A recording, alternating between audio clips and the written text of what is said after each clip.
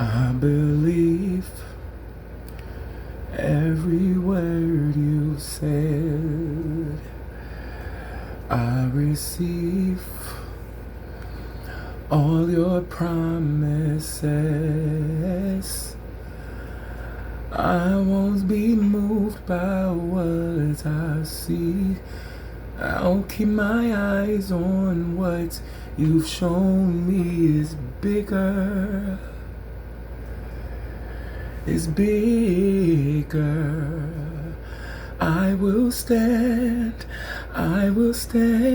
still and see what you're doing. It will be bigger and better than ever before. It will be bigger and better than ever before. Exceedingly, abundantly, above all that you can ask or think. More than that is more than that, and more than that. Ooh, more than that. Yeah. I won't be moved by what I see. I'll keep my eyes on what you've shown me is bigger, is bigger. I will stand. All right, I was right. I just had to start that one out with a little bit of singing because I've been pretty much praising and worshiping all day. And I was sitting here working and I was just singing songs of praise to the Most High.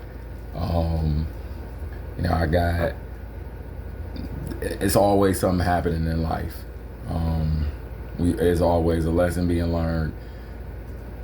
It's always some God to trust. There's always some faith to have. And there's always some inches to grow. And you can't grow no feet until you grow inches, proverbially. I ain't talking about for real physical feet or no inches. I ain't talking about like your hair weave. I'm talking about like true growth. Y'all know what it is. It's the Lion's Word vlog, right? So we are on Genesis chapter 8. Actually, wait, hold on a second. We're not on Genesis chapter 8. We're on Genesis chapter 7. My bad. And we're just gonna go ahead and jump right in.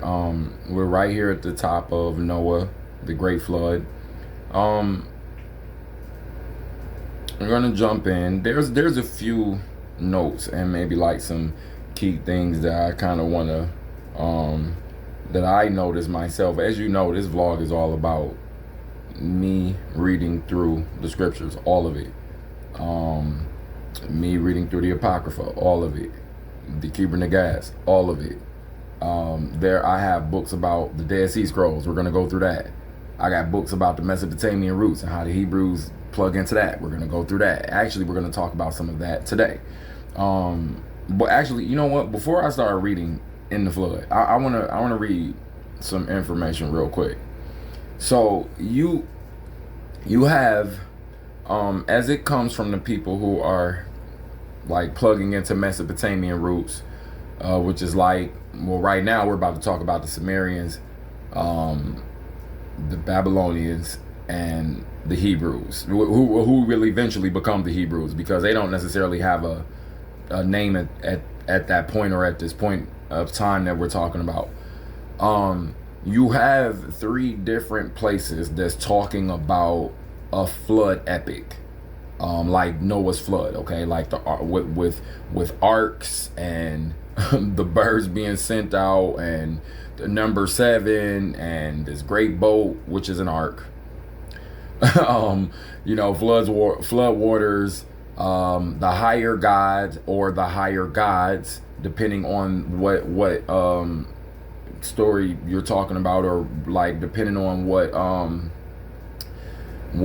country, I guess you could say it is, or what group we're talking about here. God or gods, plural. The higher god or the higher gods felt some type of way about humans, and there was a flood, okay? So because you have this information coming from 3 different places, that all started in the same place, which is Mesopotamia. Look that up. It's Mesopotamia. Mesopotamia. Look it up. It's a real thing. When you're dealing with Mesopotamia, you're dealing with like what they call cavemen, which, you know, they try and do like the Flintstones and all that, and lay claim to things. But Mesopotamia really deals with like people when they first started making clay bowls with like clay from the ground, and they first started understanding and learning and figuring out things, and, you know, advancing and evolving more and more and more, you know, from true raw human to becoming civilized. Mesopotamia is one of your first civilization, is one of your first, I guess you can say, locations of civilization on the earth. And like I said, you have Samaria, you got Babylon or Babel, and you got Hebrew. Well, first thing first is a lot of these places, or a lot of these names, like Babel and like Babylon and all that, they come from offshoots of the Hebrew. So that's the one thing. So then when you look at Noah's story within what I'm about to read, you kind of got to look at the fact that it could be the same. They could be talking about the same event, just different and just differently. Okay. Or you could have multiple floods going on, and because of what I'm going to read, then we're going to understand why it would matter for that region of the world. But I'm going to read right here because I think it's a good point. Okay, so like I told you, you have this. You have hold on. Let me make sure I want to get it right. You have Babylonian, who eventually who will become the Hebrews, and Sumerian, right? So you have these 3 different places that have this flood epic. So just listen real quick. The Sumerian flood myth was passed down through centuries and evolved into several subsequent Mesopotamian epics, which eventually influenced a similar global flood. Which eventually influenced similar global flood stories. So, if you've never heard this before, just you know, you're learning something new. Just real quick. The Atrahasis epic, an expanded Old Babylonian account that goes into greater detail about the creation of humans and the specific mechanics of the gods' conflict. So they, like I told you, plural gods, depending on what source you're dealing with. I'm not saying that, you know, because again, this vlog is dealing with the way we're dealing with. So I'm not saying like, oh, go over there and study that. No, I'm just saying like we're dealing with this because it needs to be dealt with. Because it's pieces of information that matter around what we're about to read real quick, and we would be kind of like, you know, it's contextual. I feel like it matters. It don't change what the power of the Most High does, and it never changes the Creator's spirit being in all things, and it doesn't change any of that. To me, I just feel like if you have different things that deal with different layers like this, I think it's good to talk about and have dialogue so that people understand, you know, this could be a little bit different, but what we really need to look at is the power of the highest one. And I think it's good to have that dialogue and be informed, because why not? Because if you're uninformed, you're definitely going to be misinformed somewhere along the line. So you would do better to just be informed, right? So the Epic of Gilgamesh contains the most well-known Mesopotamian flood narrative. In this version, the hero Gilgamesh seeks immortality and encounters the Sumerian Ziusudra, who recounts his survival of the flood. Okay? Then you have the book of Genesis, which says the striking parallels between the Mesopotamian myths and the biblical story of Noah, including divine warning, ark building, and releasing birds to find dry land, suggests that the Sumerian tradition directly influenced Hebrew texts. Well, they came from Mesopotamia. So if they have this major event that they see, like there's some sort of like divine protection for some, or but like there's just like some evil or some things that's going on that shouldn't be going on, and they have to suffer, then they're like, hey man, this is something that we can't really understand fully, but we're gonna pay homage to it, and so they end up folding it into Noah. Or it's literally that Noah, that it is the flood, and maybe the other two are talking about making it whatever they want to make it about. But what we know is that there's a flood. Okay. I'm gonna read this final part and then I'm gonna jump into this chapter, Genesis chapter 7. Historians generally agree that this narrative stems from the destructive, unpredictable nature of the Tigris and Euphrates River. Now we could talk science. So then you got to look at that. You see what I'm saying? So when you plug all these things in, you started beginning to get a bigger picture, and you could become more knowledgeable, which is a good thing. It may not help you become more spiritually powerful, but the scriptures do say that people perish for the lack of knowledge, and it don't mean that the knowledge ain't there. It also may mean that they ain't reaching up for it. They ain't trying to look for it, right? So it's good to be knowledgeable. It really is.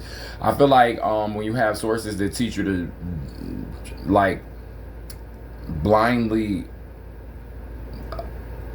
just accept and don't ask no questions, I've experienced that growing up, and I'm not going to go deep into it, but it's just like, when you start getting to ask questions about like Jesus' skin tone, and you start hearing certain things, and then you run into adults who have been reading and studying out here, and they are beyond the controls and the constraints of the church, and then they telling you like, yo man, this is kind of not all the way right, and they still trying to respect your way. And then you go to the church and you ask them, and then they want to turn it into a thing of trying to ostracize you and set you on the outside and all this other different type of stuff that they do. And it's just like, to me, that's just silly, because like, well, why don't you just inform people? A lot of it will come down to these churches in certain places in the world. They got that government backing. They got that particular contract, that 501c3. They ain't gonna say certain things just because if they do, they might get shut down. They might lose that tax exempt status. They may have to pay more money out of pocket or whatever to tell the truth. My thing is that when Most High give me a church, a place where I'm teaching, because I know what's happening. But when he does it, man, listen, I don't want no 501c3, bro. I'll pay for this junk out of my own pocket just to be able to say what the Most High tell me to say, and say what the truth is. I'm good. You know what I'm saying? For real, that's just for real. And I've said, like, me, when I come down to formulating a place of worship where I will be teaching and where we will praise and worship the Most High's name, I don't even want to take no offering from nobody. So God's gonna have to show me like how to really deal with that, because I don't think that's the right way. I think that these modern places have been taking money from people. They've been these men have been taking advantage of women and just older people and people who maybe their faith is strong, and these people is leaving church on the bus, and the pastors is leaving churches in Bentleys and high class cars. And I'm not saying like there's nothing wrong with that. I'm just saying like, you collecting a whole bunch of money up in here, and all your bills is paid, and my cupboards was bare a lot as a kid. And so I'm just saying,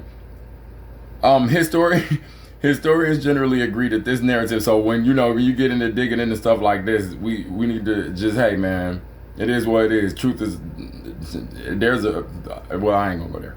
Historians generally agree that this narrative stems from the destructive, unpredictable nature of the Tigris and Euphrates rivers, plural, two of them, two different ones. Flash floods were common in Mesopotamia. Flash floods were common in Mesopotamia. One more time, flash floods were common. So it may have been a couple of different floods. Flash floods were common in Mesopotamia and would occasionally devastate entire city-states.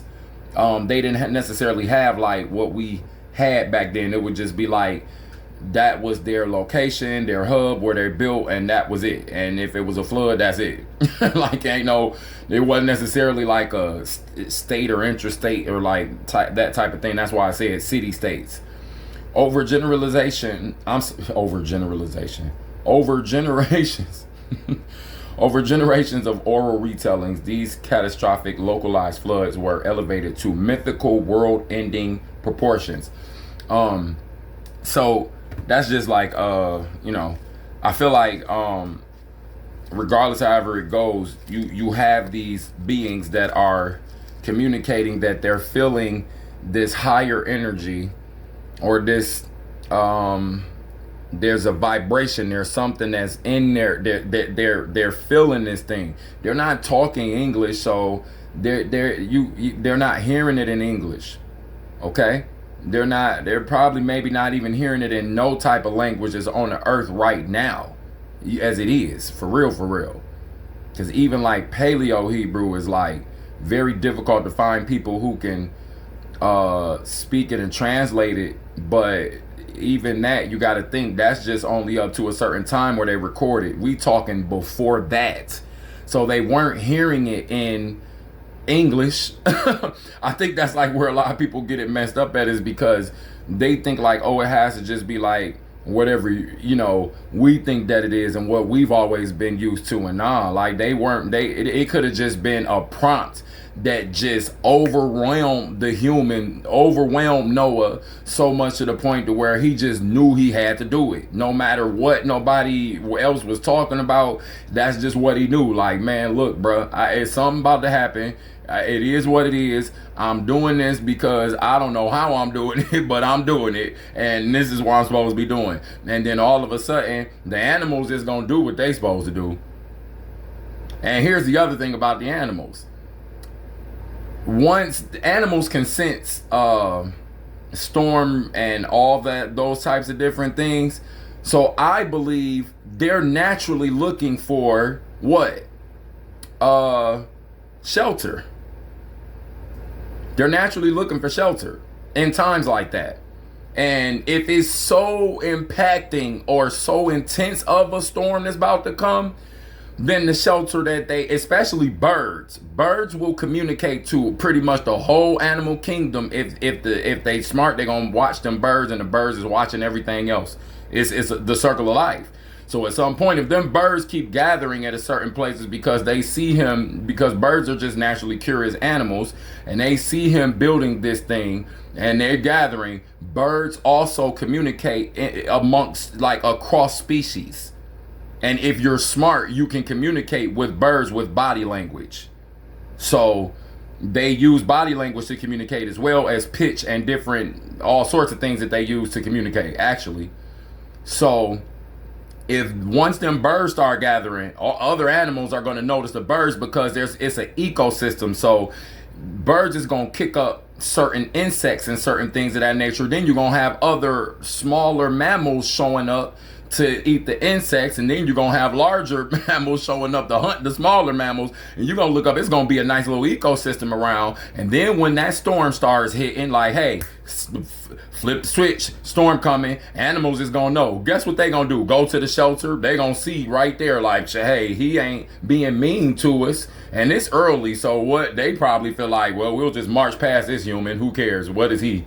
Like, then they going up in that mug, probably because of the same thing that had Noah doing what he was doing, except the animals ain't gonna be second guessing nothing. They just gonna do what they supposed to do. Why? Because they're instinctual.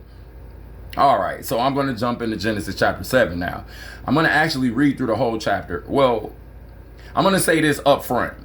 There's a point where, because this would be like the main thing that I would really stop on, and I don't really want to stop. There's a point where it talks about taking 7 pairs of the animals. In the previous chapter, though, in chapter 6, it doesn't say anything about 7 pairs.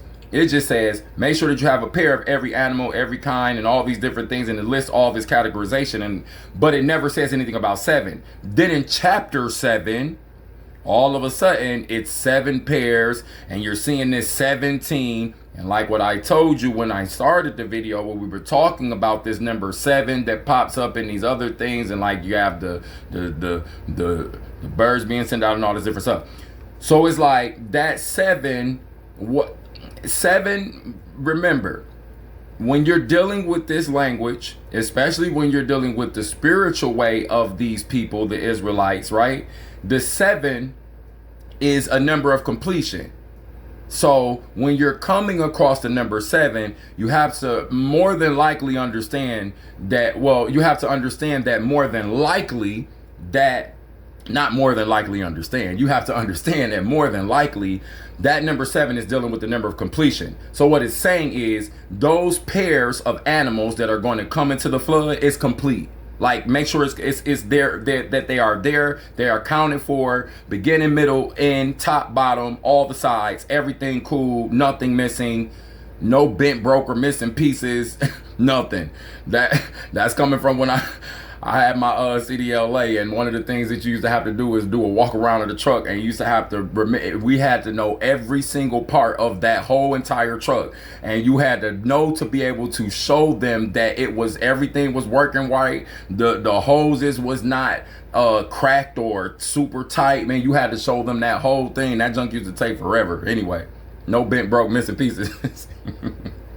We had so many jokes about that going, man, especially men who are driving trucks, bro. Men are they get irreverent sometimes, especially in them situations. So I'm gonna go ahead and read chapter 7 real fast. So then the Lord, or then the Most High, because that's what Lord means in English, highest one. The highest one, or the Most High, or Elohim, said to Noah, go into the ark, you and all your household, for I have seen that you alone are righteous before me in this generation. Remember, multiple floods in Mesopotamia, in that area, like it said, in this generation. So maybe he had done that a few different times, and at a certain point he said, I'll never destroy the earth with water again. But it's funny that he says again, like that was the only time, but maybe it was more times that we know.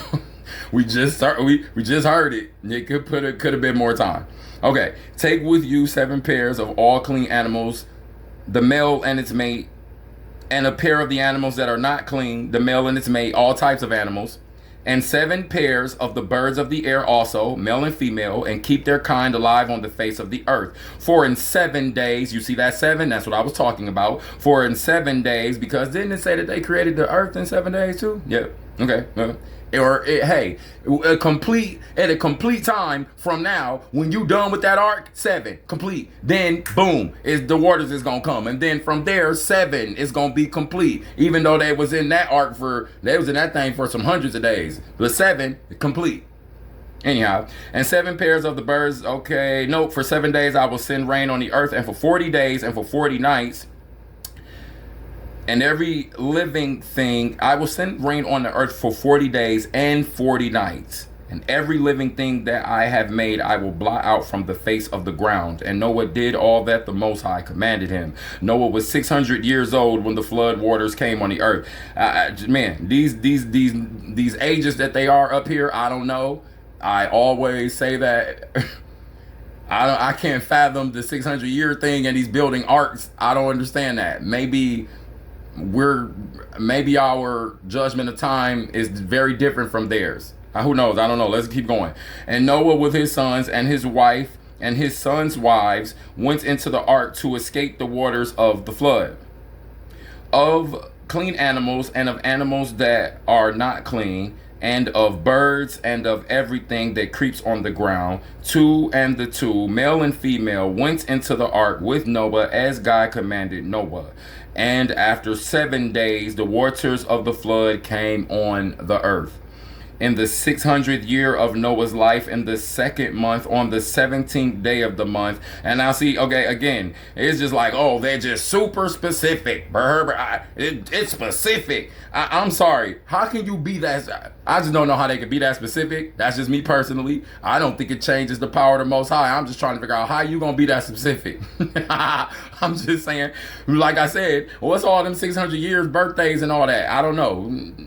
We're going to actually get into that on here. Maybe, like I said, I'm going to start doing shorts that's going to get into like some of that type of stuff.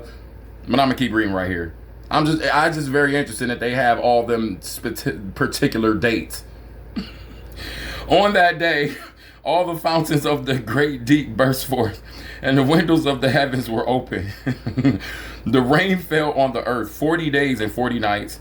On the very same day, Noah with his sons, Shem, Ham, and Japheth, and Noah's wife, and 3 wives of his sons entered the ark, they and every wild animal of every kind, and all domestic animals of every kind, and every creeping thing that creeps on the earth, and every bird of every kind, every winged creature. They went into the ark with Noah two of all flesh, in which there was the breath of life. And those that entered, male and female of all flesh, went in as God commanded him, and the Most High shut them in. The flood continued 40 days on the earth, and the meaning the like, hey, he's protecting them now. It's good. Like, ain't nothing gonna happen. They are protected. That's what it means. The flood continued 40 days on the earth, and the waters increased and bore up the ark, and it rose high above the earth. The waters swelled and increased greatly on the earth, and the ark floated on the face of the waters. Real quick note, side note, on the earth around them was earth. So like it said, there's constant floods in that area. These people up here in the beginning, they ain't spread all over the whole globe like that. So I may be thinking that we got us a massive flood in that area, to the point to where they thinking like they don't know nothing about the other side of the earth yet. That's what I'm saying to you. Let's keep reading. The water swelled so mightily on the earth that all the high mountains under the whole heaven were covered. The water swelled above the mountains, covering them 15 cubits deep. Now that's some miles. Go look up what a cubit is back there, back in that day. And all flesh died that moved on the earth, birds, domestic animals, wild animals, all swarming creatures that swarmed on the earth, and all human beings, everything on dry land in whose nostrils was the breath of life, died. You know, it's very interesting here that they don't say anything about the Nephilim and the giants. And remember, because this is why that happened, but it says all human beings. So remember when I was saying like about like this whole kind of like, you know, they like try and make this thing like all mystical and like, oh, 20-foot giants. Oh, it was so mystical. Oh, no, they was humans. They just was probably 8 feet, 9 feet, you know, 9.5 feet, probably 10 feet was like, yo, the 8 feeters was looking like, yo, bro, come on. What are you doing? You're making me look bad out here. Like, so I just find it interesting, right? I just find it interesting right there that they don't say anything about the Nephilim or the giants, but they just say something about the human beings and all the other beings, but they don't say nothing about the reason why the flood happened in the first place. So I think that's our indicator right there that like our evil and this darkness and this giantism and all these things is popping out. I think that's showing the issue with humanity up front. And again, that serpent that we was talking about, yeah, we listen, hey, they got the books of Adam and Eve on here podcasted. You can go listen to all of them, because once I stopped posting them and I started posting somewhere else, they immediately podcasted. At least the first one. I don't know if they did it with the second one, but that first one they did. You can go listen to the entire 2 books. And we get into all that with the serpent and all that, and just the shape shifting and all the, yeah. Let's just keep reading. Everything that was on dry land in whose nostrils was the breath of life died. He blotted out every living thing that was on the face of the ground. Human beings, we already read that. Well, we're going to read it again. Human beings and animals and creeping things and birds of the air, they were blotted out from the earth. Only Noah was left, and those that were with him in the ark. And the waters swelled on the earth for 150 days. Boom, that's it. Okay, so and then it moves into chapter 8. Okay, so we're not even going, I was about to bring up something that's in chapter 8. We're going to say that for chapter 8. That's really it right there. I'm not really feeling anything at the end. Yeah, that's it, man. Y'all know what time it is. Y'all know what it is. Thank you for pushing play on these. Like, I appreciate the sub. If you appreciate the information, sub. If you don't sub, keep coming back and push and play on them and take the journey. That's more important to me than the sub. I don't got no likes being shown on here, or I don't know if it shows views or not, but I got all that stuff not showing. It's just, who cares? I just feel like at this point, like, you know, we just all are trying to get wherever we going anyway. Some of that stuff is just arbitrary. It don't matter. Or it could be like ambiguous, neither here nor there, or just, you know, I didn't really have a reason. I mean, it has a reason, but do it matter? That's it, man. Is it a song about the flood real fast? God told Noah there's gonna be a floody God. So There's gonna be a floody, floody, get those children out of money children. I don't even know if that's the words to it, man. All right, it's the Lions War vlog, y'all. Peace.